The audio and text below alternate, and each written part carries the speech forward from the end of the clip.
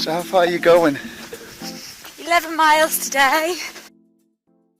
So that's another week gone by, and for anyone that knows me, they know that I don't do much in the way of planning generally. And any planning that I do, I hold very lightly to it because stuff always crops up. Things don't always go according to the way that you want them to. And in a small way, this is what happened this last week. We had bad weather, storms, and it wasn't really suitable even to go around the NSC. So just because she couldn't get out and she couldn't do the walking that she'd hoped to do, and which I planned for her to do, she still made use of the time and did various plank exercises.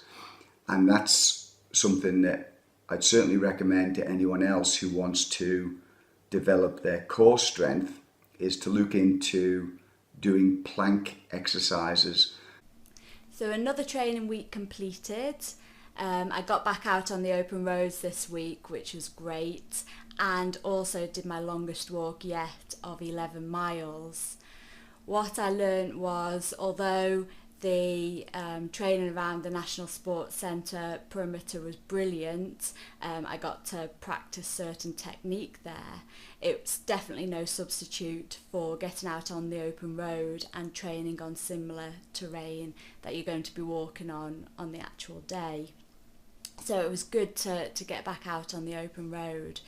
This week I practiced my stride length, so shortening the stride going uphill and lengthening it slightly going downhill, which Russell talked about in one of his videos.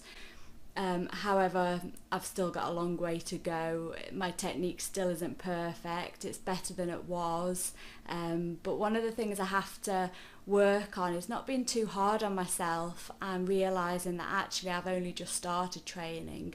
So as long as I can do baby steps each week, then that should be sufficient. So that's also something I'm working on from a mental point of view. The other reason why it's great to actually get out on the similar terrain that you're going to be walking on is because around the National Sports Centre it was perfect tarmac, it was good to get into a rhythm and pick up the speed. And yet out on the open roads I was contending with traffic, uneven pavements, people out for the daily walks or doing their shopping.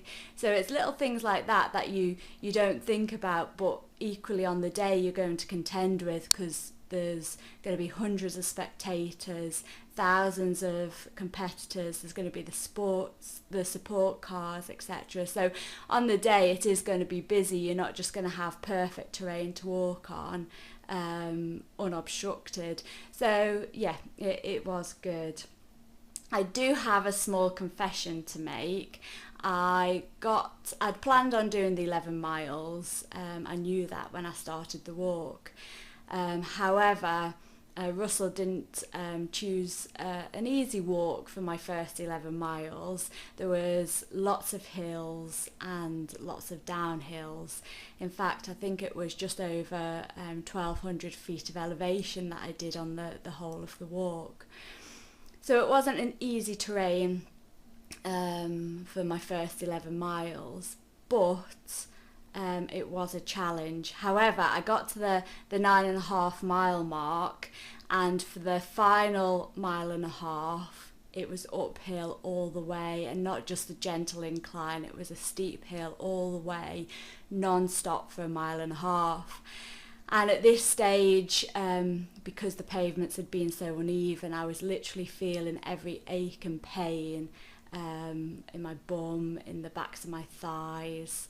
It was just exacerbating the feelings in those areas. So I turned to Russell and I said, well, maybe this week I'll just do 10 miles. Still 3 miles more than I'd done previously, so it was still an improvement, still increasing the mileage. And Russell, not being one for letting me off easily, turned to me and said, at the start of the walk, how long did you say you were going to go out for? And I said 11 miles.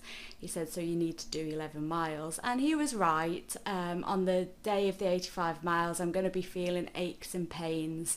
I've got to get used to that feeling. So it would have been different if I'd have had an injury or if I'd have pulled something during the walk. That's completely different. But it was just a case of overcoming the mind, I suppose, because actually when I started the uphill for the 1.5 miles, it was nowhere near as hard as I'd thought it would be in my mind. So as soon as I actually started doing it, it was not easy. It was still a challenge, but I felt better for actually doing it as opposed to stopping.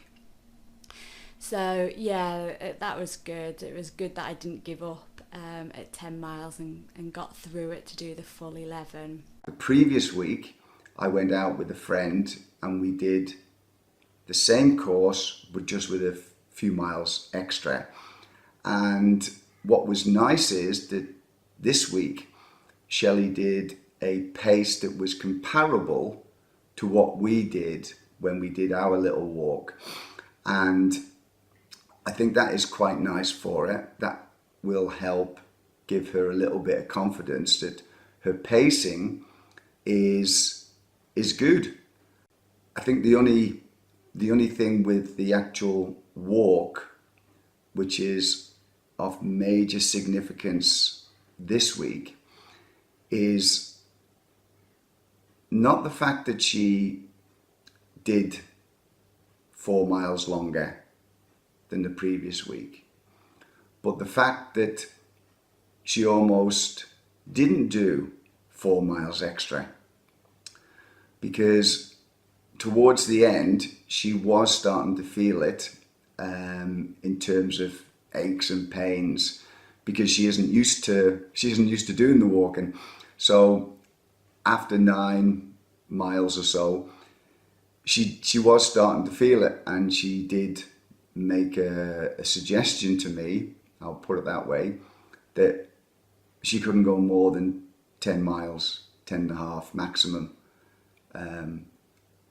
But she did do it, and I think that'll help her understand more where I was coming from initially when I kept going on to her. You don't have to concentrate just on the physical training. It's the mental training. Because as it turns out, she was more than physically capable of doing the 11 miles.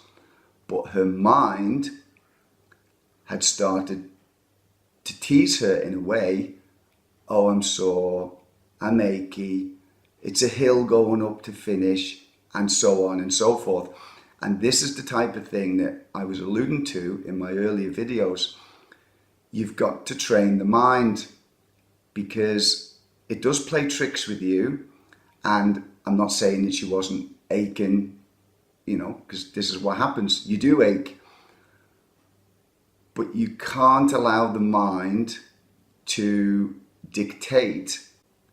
If you determine you're going to go and do X number of miles in a train and walk, do it, or don't go out at all. That's my advice, really, because the whole point is you want to develop your mental strength so that while you're doing your physical training, the training will build on itself, and eventually the two things will come together nicely. You'll have developed the mental strength and the confidence, along with sufficient physical strength and physical training to do the race. And that was my point with her this week. So that's it. Second week done. She did really well, and next week we'll see how many we do. We might do 13 next week, or maybe 15. We'll have to wait and see. So thanks for watching, and I'll catch you in the next video.